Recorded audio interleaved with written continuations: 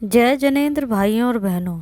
आपने अपनी ज़िंदगी में एग्ज़ाम्स तो बहुत दिए होंगे, मगर ऐसा एग्ज़ाम नहीं दिया होगा। चलिए जानते हैं कैसा एग्ज़ाम है महाराज जी से।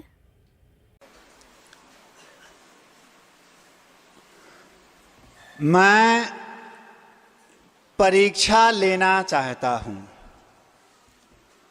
महाराज जी, सुन नहीं पाए हम। लेना चाहते हैं कि देना चाहते हैं? मैं परीक्षा लेना चाहता हूँ। महाराज जी, हम लोगों की परीक्षा, यदि हम लोगों की परीक्षा लेना चाहते हैं तो कोर्स तो कंप्लीट हो जाने दो।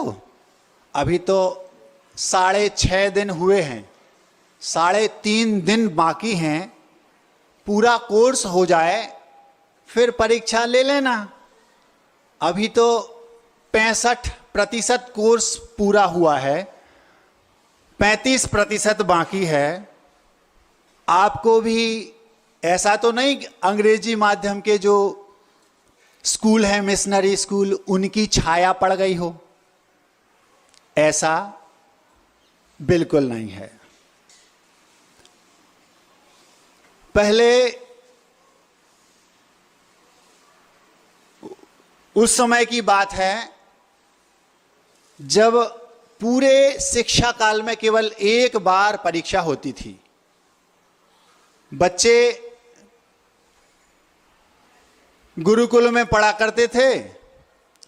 वहां पर 15 वर्ष, 10 वर्ष, 20 वर्ष, जिसकी जैसी क्षुब्सम रहता था। पूरे जीवन में एक बार परीक्षा होती थी। उस परीक्षा में परीक्षा हॉल भी नहीं होता था, कोई कॉपी पेन भी नहीं होता था, कोई परीक्षा की डेट भी नहीं होती थी। परीक्षक कब परीक्षा लेगा, कितने समय में लेगा, कोई टाइम की ड्यूरेशन नहीं थी कि 3 घंटे का पेपर है।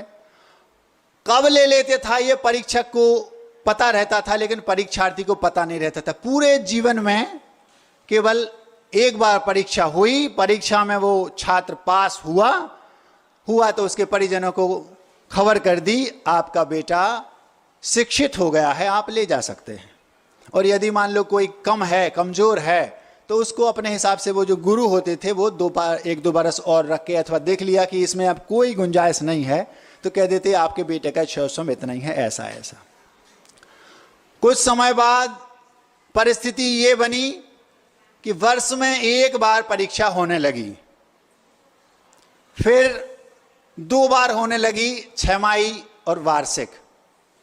फिर धीरे धीरे त्रैमासिक परीक्षा भी होने लगी। फिर उसके बाद प्रति माह परीक्षा होने लगी।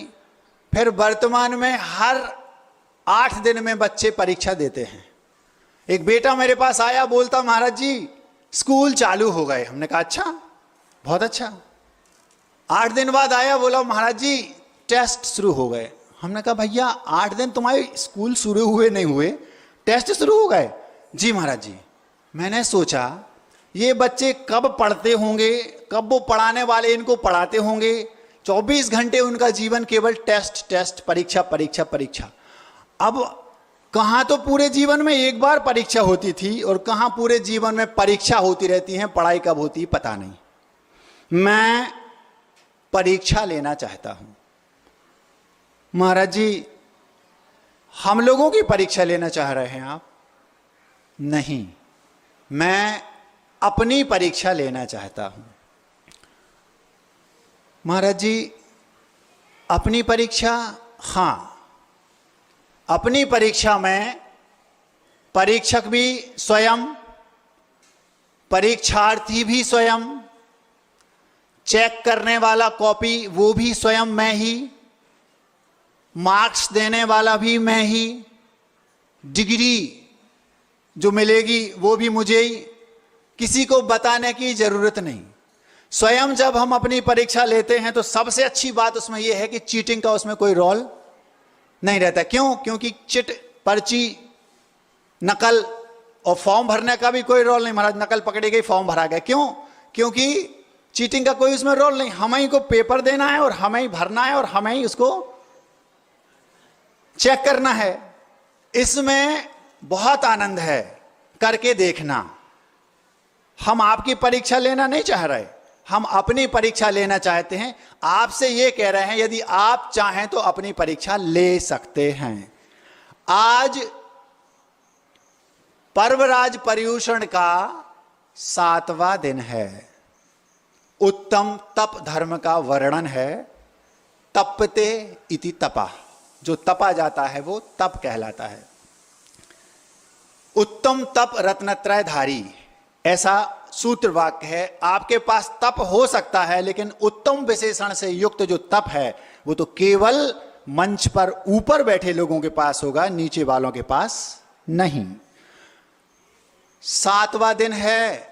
2-3 दिन और 10वें दिन 10वां अध्याय जिसमें मोक्ष तत्व का वर्णन है वो पूरा हुआ और मोक्ष हो गया। भगवान हम महाराज मुक्त हो गए। 11वें दिन वो ही घोड़ा और वो ही मैदान। चतुर्दशी के बाद 11वें दिन एक दिन आता है पूर्णिमा। बुंदेलखंड में एक भैरानी पुणे होती है, आप लोगों ने सुना? बुंदेलखंड में पंडित जी बुंदेलखंड के हैं ठेठ, वहां पर 2 चीजें रहती हैं। एक होती है धासन चौथ और एक होती है भैरानी पुणे। धासन चौथ समझते हो? धासन चौथ वो कहलाती है जब पर्युषण के एक दिन पूर्व, पंचमी से पर्युषण लगते हैं, उसके एक दिन पूर्व धासन चौथ होती है। इस बार इत्तेफाक से धासन तीज थी, क्योंकि अष्टमी और नवमी एक साथ पड़ गई तो एक दिन टूट गया। तो जो एक दिन टूटा उसको 9 दिन के व्रत होती, तो एक दिन पहले से शुरू करना पड़ा। तो इस बार धासन तीज थी। वैसे सामान्य था हर वर्ष धासन चौथ होती है। धासन चौथ क्या कहलाती महाराज?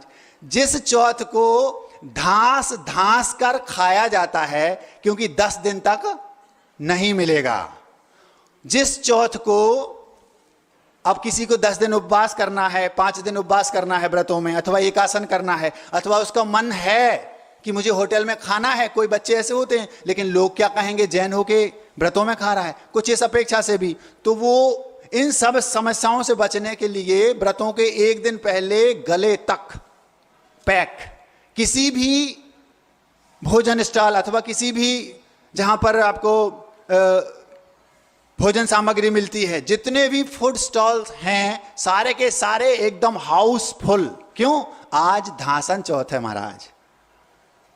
कोई आइसक्रीम की दुकान पर रहेगा क्योंकि उसको आइसक्रीम 10 दिन नहीं मिलेगी। कोई पिज्जा, कोई बर्गर, कोई बिरयानी, जो भी जितने प्रकार के आप लोग अपने प्रकार से खाते होंगे भगवान जाने। कोई इडली, कोई डोसा, कोई पाव भाजी, कोई चाट पकौड़ी, जो भी हैं आप देख लेना। उस चौथे दिन सारे बाजारों के जो फूड स्टॉल्स हैं वो सारे के सारे हाउसफुल। क्यों? आज धासन चौथ है महाराज। ठूस ठूस कर भी बुंदेलखंड में उसको बोलते, गले तक भर के। केवल जैनों का होता है क्योंकि व्रत जैनों के लिए है। हंसना नहीं, बहुत गंभीर बात मैं बताने जा रहा हूं, उसकी भूमिका बना रहा हूं, जमीन खसक जाएगी नीचे की। ये हो गई धासन चौथ। अब 10 दिन निकल गए, उसके बाद आती है चतुर्दशी। चतुर्दशी के बाद आती है पूर्णिमा। उसको बुंदेलखंड में बोलते हैं भैरानी पुणे। भैरानी मतलब एक्साइटेड टू ईट, खाने के लिए बहुत ज्यादा उत्सुक है। 2-3 दिन पहले से लोग व्यवस्था बनाना शुरू कर देते हैं, सोचना शुरू कर देते हैं। कई लोगों ने सोचना शुरू कर दिया होगा क्योंकि अब 2-3 दिन बचे हैं। मैं उस होटल में जाकर के भोजन करूंगा, उसमें लंच करूंगा, उसमें डिनर करूंगा, उस पकौड़ी वाले के यहां जाऊंगा, उसका टेस्ट बहुत अच्छा रहता है, आदि आदि। उस भैरानी पुणे में लोग खाने के लिए इतने एक्साइटेड रहते हैं कि चतुर्दशी की रात्रि बड़ी मुश्किल से निकलती है, कब सुबह हो जाए और हम भगवान के दर्शन करें और जाकर के खाना शुरू करें। ये हो गई हंसने वाली बात। हमें अपनी परीक्षा स्वयं करना है। मैं परीक्षा लेना चाहता हूं। एक सिद्धांत है, थोड़ा गौर से सुनेंगे। नरकों में जिस जीव की आयु पूरी हो जाती है वो जीव नियम से या तो मनुष्य बनेगा या फिर पशु पक्षी तिर्यंच बनेगा। ना नारकी कभी आयु पूर्ण करके नारकी बनता है और ना कभी नारकी आयु पूर्ण करके देव बनता है। केवल उसकी दो ही गतियां हैं। वो आयु पूर्ण करेगा तो मनुष्य ही बनेगा अथवा तिर्यंच ही बनेगा। तिर्यंच माने पशु पक्षी। यही कंडीशन देवों की है। देव मर करके नियम से या तो मनुष्य बनेगा या तिर्यंच बनेगा, नारकी नहीं बन सकता और देव नहीं बन सकता उस पर्याय में। फिर मनुष्य बनने के बाद पुनः देव अथवा नारकी बन जाए कोई बात नहीं। अब महत्वपूर्ण बात यह है, जैसे ही सुख से हम दुख की ओर आते हैं तो स्टैंड होने में हमें बड़ी परेशानी होती है। जैसे ही हम दुख से सुख की ओर जाते हैं तो फिर हम एक्साइटेड रहते हैं बहुत ज्यादा। बहुत गजब की बात है, हिल जाओगे। माना कि आप किसी बहुत बड़े कंपनी में जॉब करते हैं, 75 लाख का आपका पैकेज है। आपको डिमोट कर दिया गया, डिमोशन आपका हो गया और आपको 25 लाख के किसी दूसरी कंपनी में डिमोशन करके आपको वहां पर जॉब लगी, वहां छोड़ देनी पड़ी आपको। आप वहां जाएंगे, करना तो पड़ेगा क्योंकि मजबूरी है, लेकिन वहां आपका जो मन है वो ज्यादा नहीं लगेगा। क्यों? क्योंकि 75 मिलते थे और रुतबा भी था। लेकिन अब हम यहां आ गए, बहुत मुश्किल से आप 1-2 महीने अपने आप को संभाल पाते हैं। स्टैंड होने में आपको टाइम लगता है। और एक वो जो 25 लाख की करता था, क्वालिटी थी उसमें, और वो जाके सीधा 75 लाख वाला उसको मिल गया, तो उसका पैसा पैकेज भी बढ़ गया और उसकी पोजीशन भी बढ़ गई, रुतबा भी बढ़ गया, पावर भी बढ़ गया। वहां पर वो पहुंचता है तो वो एक्साइटेड रहता है बहुत ज्यादा। क्यों? क्योंकि सुख बढ़ गया, पैसा मिलेगा, आनंद आएगा। बिल्कुल यही कंडीशन नारकी जब नरक से आता है और देव जब नरक से मनुष्य बनता है, यही कंडीशन बनती है। जो नारकी होता है वहां पर 24 घंटे मार काट दुख ही दुख रहते हैं। जब वो मनुष्य बनता है तो बहुत कम समय में स्टैंड हो जाता है। क्यों? क्योंकि उसका दुख, वो एक्साइटेड रहता है, बहराना रहता है सुख के लिए कि मुझे, जबकि सुख मनुष्य गति में नहीं है, लेकिन नारकियों की अपेक्षा मनुष्य गति में बहुत सुख है। अथवा यूं कहें कि जितने दुख मनुष्यों के हैं उससे कई गुना ज्यादा दुख नारकियों को हैं। तो वो नारकी अपनी आयु पूर्ण करके जैसे ही मनुष्य बनता है इतने जल्दी पर्याप्त हो जाता है।